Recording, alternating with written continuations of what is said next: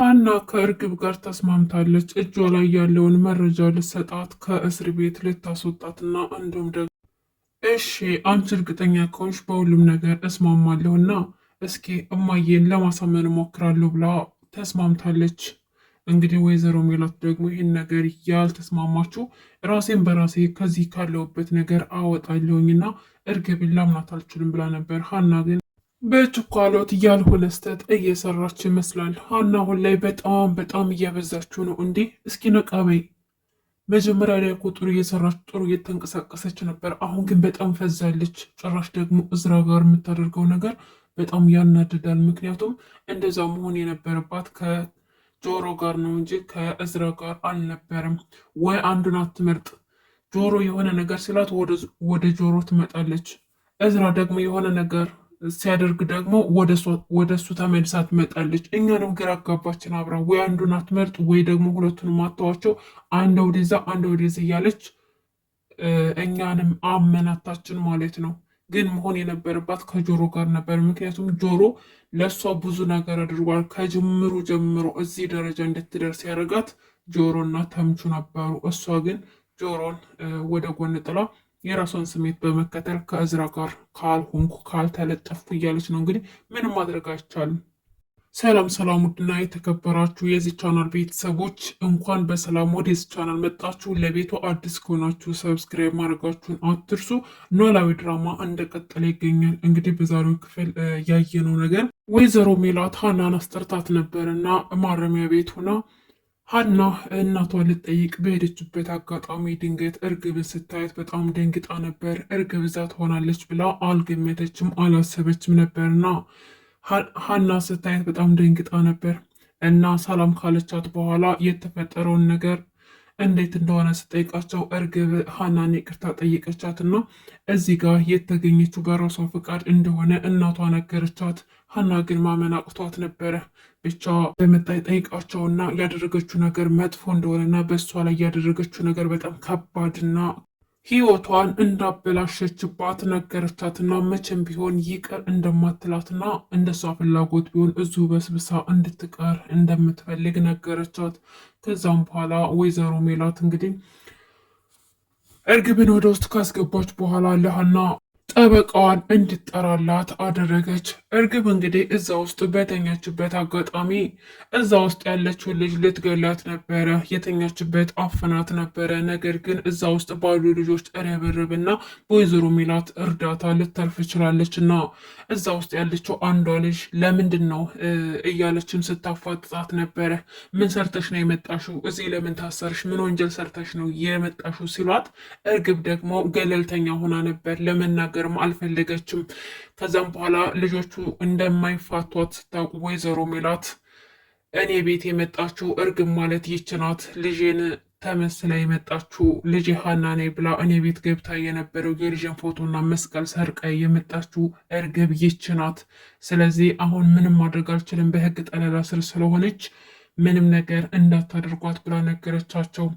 ከነሱ ውስጥ አንዷ በጣም ቂም ይዛባት ስለነበር ለምን እንዴት እንደዚህ ታደርጋለች ብላ ስለተናደደች የተኛችበት አፍና ስትይዛት ተረባርበው ገላግለዋታል ማለት ነው። እርግብ ግን በጣም ፈርታለች፣ እንዲሁም ደግሞ ባደረገችው ነገር ተጸጽታለች። አሁን ላይ እየሰራችው ወይም እያደረገችው ያለችው ነገር የወይዘሮ ሜላት ቤተሰቦች ይቅርታ አድርገውላት ራሷንም ነፃ ማድረግ ሜላትንም ነፃ ማድረግ ነው ፍላጎቷ። ወይዘሮ ሜላት ግን አልተስማማችም። ራሴን በራሴ ነጻ አድርጋለሁ ለራስሽ አስቢ ብላ በሀሳቧ አልተስማማችም ነበረ። እናም እርግብ ሀናን አስጠርታ ተገናኙ። ከተገናኙ በኋላ ለምን እንዳገኘቻ ስጠይቃት ወይዘሮ ሜላትን ነጻ የሚያደርግ ቪዲዮ መረጃ አክስቴ ስትገደል የቪዲዮ መረጃ አለኝ ብላ ነገረቻት። ስለዚህ ከእነሱ የምትፈልገው ነገር እነሱን ይቅርታ ጠይቃ ይቅርታ አድርገውላት ክሱን እንዲያነሱላትና ነጻ ሆና በነጻነት መንቀሳቀስ እንድትችል ነገረቻት። እናም እናቷን ወይዘሮ ሜላትን ነጻ እንደምታወጣላት ነገረቻት። ሀና ይሄ ነገር ስታስበው ለእናቷ ጠቃሚ እንደሆነ ተረዳች። ነገር ግን ምናልባችም ልትሳሳት ትችላለች። ሀና አሰበች፣ ይህን ነገር ባድረገ እሺ ብዬ ሀሳቧን ብቀበል እናቴ ነጻ ትሆናለች። እርግብ ደግሞ በቃሏ መሰረት ካልተገኘች እኮ በድጋሚ ከሰን ማስያዝ እንችላለን ስትልም አሰበች። ነገር ግን እርግብ ደግሞ ያለ መረጃ እንደዚህ በፈጣጣው እንደማትናገር ከዚህም በፊት ያለ አንድ መረጃ ስትከራከራቸው እንዳልነበረ ማስረግጣ ስትነግራት አምናታለች። የእርግብን መረጃ ካገኘን እናቴ ነጻ ትወጣለች፣ ከዛ በኋላ ደግሞ የማይሆን ከሆነ በድጋሚ እንከሳታለን እያለች ወስናለች። አሁን ላይ ሀና እናቷን ለማውጣት ከእርግብ ሀሳቧን ተቀብላ ተስማምታለች ማለት ነው። እዝራ ጽዮንን አግኝቶ ሊያናግራት ፈልጎ መንገድ ላይ እየጠበቃት ነበርና መንገድ ላይ ተደብቆ ሲጠብቃት ስለሱ እያማች በስልክ እያወራች ስለሱ እያወራች ድንገት ፊቷ ሲቆም ደንግጣ ነበር እና ምን ፈልጎ ሲጠብቃት እንደነበረ ያ ኩራተኛ ሰው ያ ለማንም ሰው ቦታ የሌለው ሰውዬ እንዴት እንደጠበቃት ስትጠይቅ እዝራም ከሷ የሆነ ነገር እንደሚፈልግና ሊያስጠነቅቃት እንደሚፈልግ ነገራት። ጽዮንም ከኔ ምንድን ነው የምትፈልገው እያለችም ጠየቀችው። እዝራም ከሀና ህይወት እንድትወጣ አስጠነቀቃት። በምወደው ሰው እየመጣሽብኝ ነው፣ ስለዚህ ከምወደው ሰው ራቂ። ምን አድርጊ ብለሽ ነው ሀናን የምታስጨንቃትም እያለ ተቆጣት። ጽዮን ግን እኔ አልደረስኩባትም፣ እሷ ናት መረቤ ላይ የመጣችው። ስለዚህ ከእሷ በፊት አንተን ማውቀህ እኔ ነበርኩኝ፣ እሷ ናት መታ የገባችብኝ። ስለዚህ ከሀና ህይወት መቼም ቢሆን አልወጣም፣ ምክንያቱም ህይወቷ ውስጥ ስላልገባው እሷ ናት እኔ ህይወት ውስጥ የገባችውም ስትል ነገረችው። ከዛም በኋላ እያናገራት ትታው ትሄዳለች። ቅዱስ ደግሞ አርግ የምትለውን ሁሉ ነገር የሚያደርግ በግ ነው። ልክ ጽዮን የምታዘውን ነገር ሁሉ ያደርጋል። እናም ስለ ቅናት እዝራ ጋር ተገናኝቶ አንዳንድ ነገር ይነግረዋል። መቅናት እንደሌለበት እና በሙሉ ልቡ ሀናን መውደድ እንዳለበት ይነግረዋል። እሱ ተልእኮውን እየፈጸመ ነው። እዝራ ግን መቅናትም እንዳለበትና አስፈላጊ እንደሆነ ነገረው።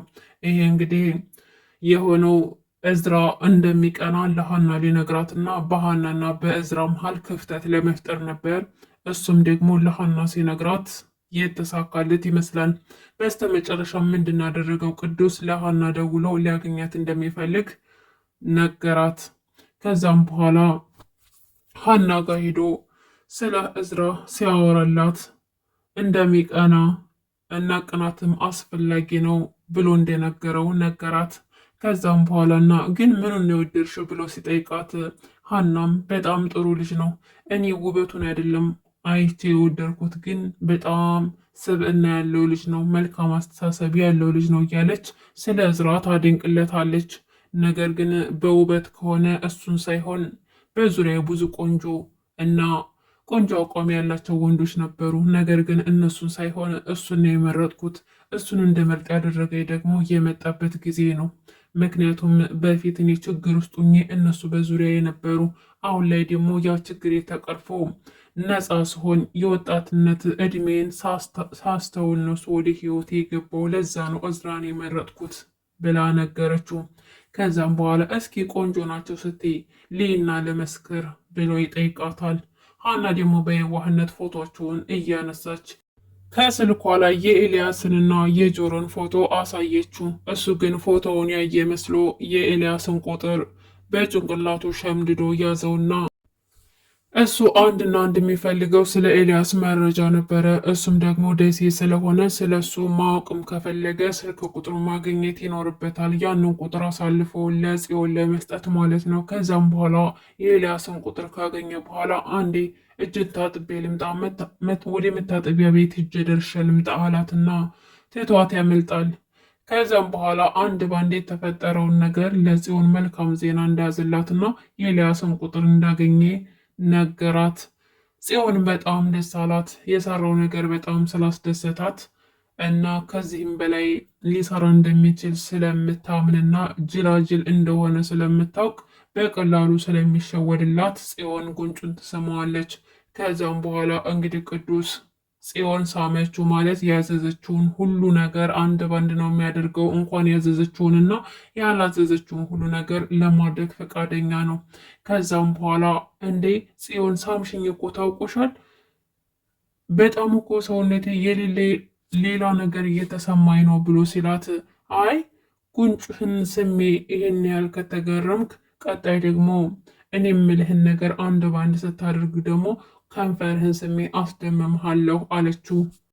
ከዛውም በኋላ ቅዱሴ እንግዲህ ያለምንም ማቅማማት እሺ በቃ አለና በቃ ሀናን ልግደላት ቢሎርፍ ጭራሽ ያልታዘዘውን አይ የሀናን ግድያ ለጊዜው ትቸዋለውኝ፣ አሁን ብዙ ነገር እማዝህ ነገር ይኖራል፣ ለዛም ደግሞ ነገ ተገናኝተን እናወራለን ብላ ጥላው ሄደች። ቅዱስ እንግዲህ የሀናን ህይወት እያበላሸ ይገኛል። ለነገሩ ይገባታል።